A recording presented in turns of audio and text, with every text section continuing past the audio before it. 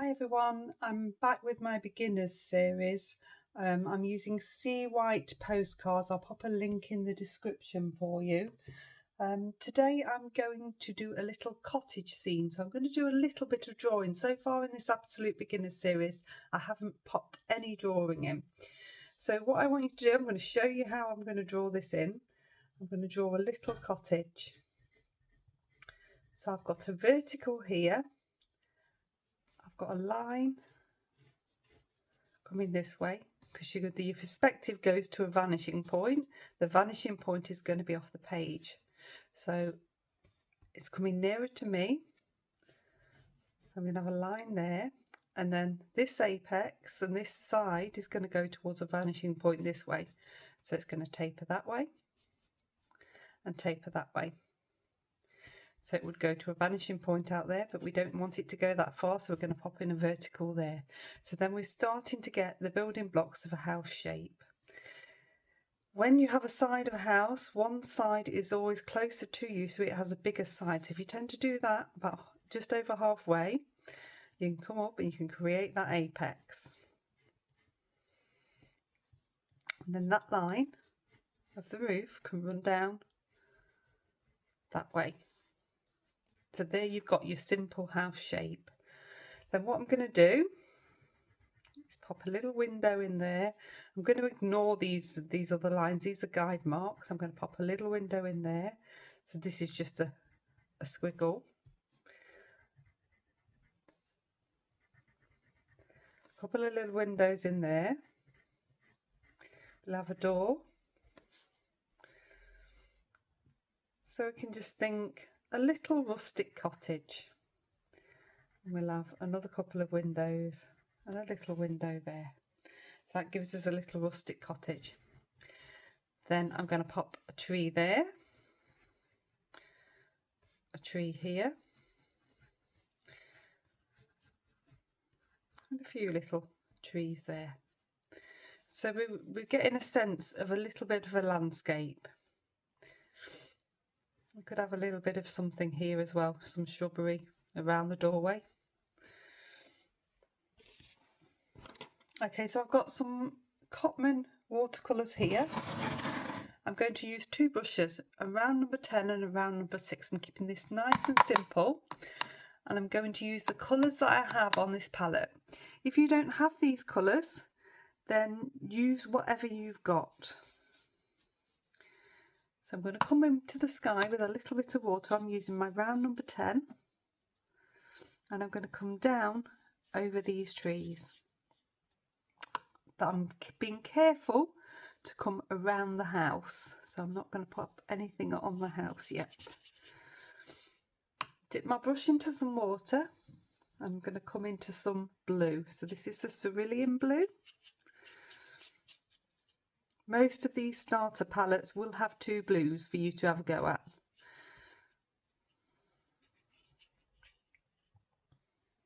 So I'm just dipping in and applying a little bit. I'm coming over the trees because there's sky behind the trees. I'm leaving odd little bits of white for cloud. I'm going to dip into the ultramarine blue and make it a little bit darker towards the top. It's a little sort of wiggle action, and I'm pushing the brush down, so you don't need to keep lifting the brush off. I'm then going to swap down to a number 6. A number 6 puts you much more in control of your paint.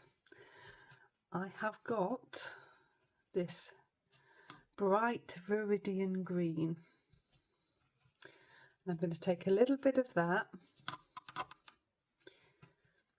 into this little mixing area, and then this is burnt umber. I'm going to add some brown. Any brown to a green or any red to a green will make it look more natural, and that's what we're aiming for, natural green. This is all still nice and wet. I'm going to come in and start to create this tree line. So I'm keeping the brush upright. The paint's fairly thick, but it will flow a little bit. So I get a nice soft effect. I'm going to dab a few little bits in here. Then if I rinse my brush, I'm going to come into some of the cadmium yellow. I'm going to take a little bit of that one in as well. So this is just so I've got a bit of a variety of colour happening. You don't want everything to be the same green. I'll take a few little bits in down here.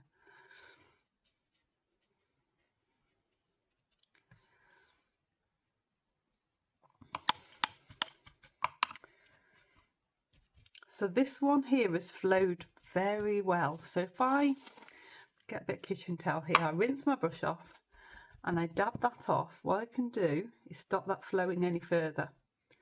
So this is nearly a dry brush.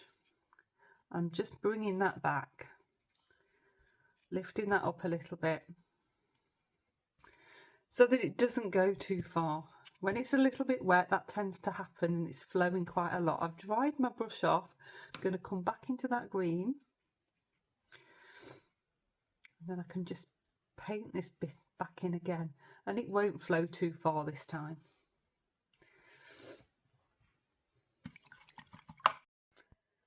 Okay, so I've dried this top section off and I'm going to come on with my round number 10 again and take on some water onto this bottom section.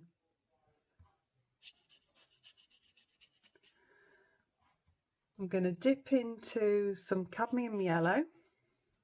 There's still a hint of green in that, but it's absolutely fine. I'm going to sweep this across. It doesn't matter if you come over these little shrubs in front as well, because we're going to put those in a little bit later. If I dip into, so this is still with my round number 10, some sap green.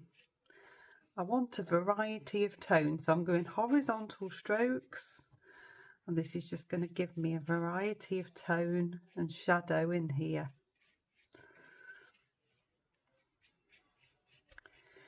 Then I'm going to dip back into that dark green, which was made with the viridian and the burnt umber, and again just bring a little bit of that through into the foreground, just light horizontal strokes. It's just all about getting a little bit of shadow. If I choose a direction of the light is coming this way onto the house, then I know this bit will be in shadow, so I can pop some shadow in here as well. And that's tackling that bit. We can have a little bit of shadow just on this line underneath the shrubbery as well. Okay, I'm going to dry that one off. Okay, so that's nicely dry. I've popped down to my round number 6 now, and I want some more of this lovely dark green. So that's the viridian and the burnt umber to make it nice and dark. I can come in and just create these little sort of shrubs along by the doorway now. And if I wanted to, and I can do, is pop in some harder edge shrubs that give a sense of distance just in this background area as well, because we've got the soft edges behind. So this is all on to dry. Just dabbing with the number 6 to create a nice foliage effect. Maybe even a little bit here, just to sharpen that up. That one needs to be a little bit darker, so we're going to take a little bit of the burnt umber in because it's on a darker shrub. If I rinse my brush off then, and this is basically slightly wet, you can see there on my finger, slightly wet, I'm just going to touch the bottom of this shrub. This is grounding it into the ground.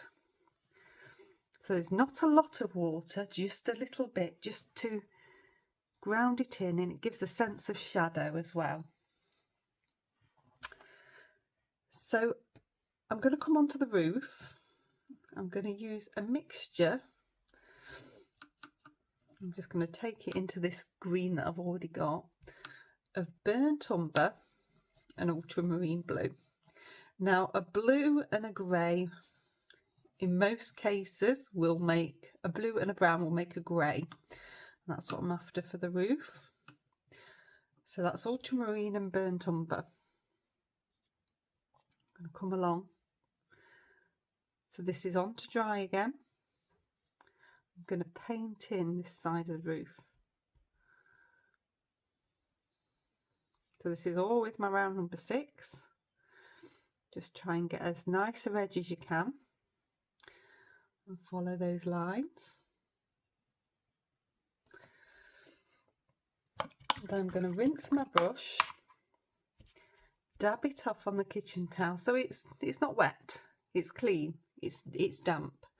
Then I'm going to just lift out the light just at the top.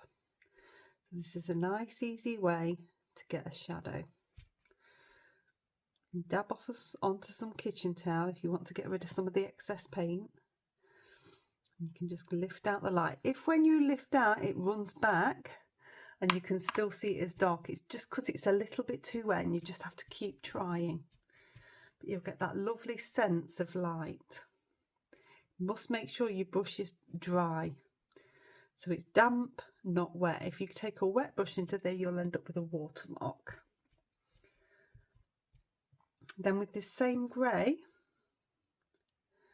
I can come on and I'm just going to do a little dab. So 1, 2, 3. This is all round number 6.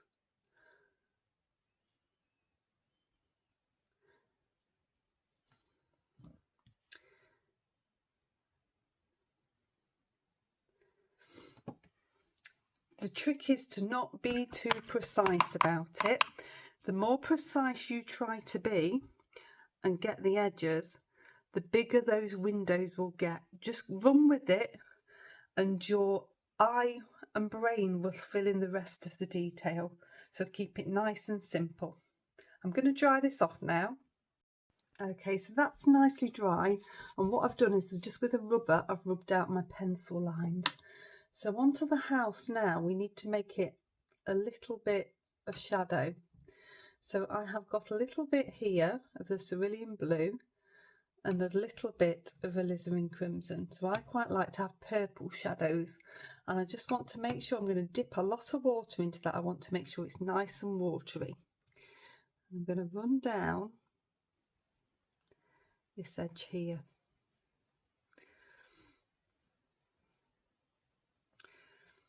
So you can work your way around these or very gently sweep over them. You do need to be quite gentle though. And you want this to just be a very watery mix, just to indicate the difference of the shadow on one side and on the other being the lit side. You can also take a little bit just under the apex of the roof because you get a little bit of shadow there. You want a more defined shadow on the ground, you can pop this in so it has a sunlit effect.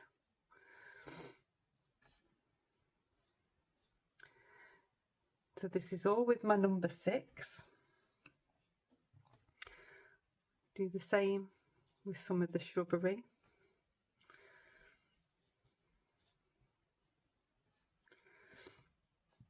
You just want to keep this nice and watery. So I'm doing the shrubbery that I can see that is darker as a shadow. I give that brush a little bit of rinse, and then I'm going to come back into the sap green, and I can just flow across to get a little bit of texture. So this is on to dry. Reload my brush with some water, some more sap green, and then I'm going to reload my brush with some water and some more of the cadmium yellow. So what I'm doing is giving a sense of boldness at the front to give a better sense of distance. So all little tips to help give a sense of distance and shadow. And then just with a wet brush, I'm just coming through and softening some of those edges. Dip a little bit more into some of the sap green. Just bring that through the shadow a little bit. That's nearly dry now.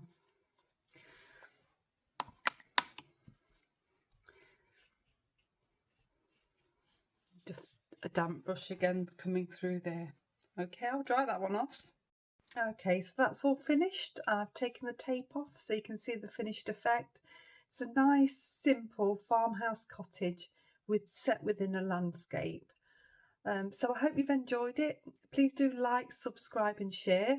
If you're enjoying this beginner series and want to leave me a comment on something that you are struggling with and want me to do, please do so. I'll pop you another video here and I'll see you next time.